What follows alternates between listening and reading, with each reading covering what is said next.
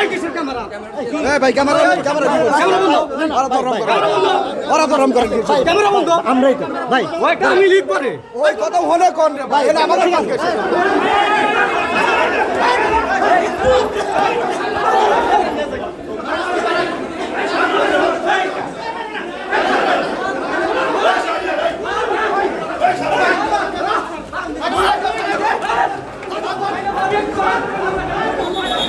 এই ড্রাইভার দেন।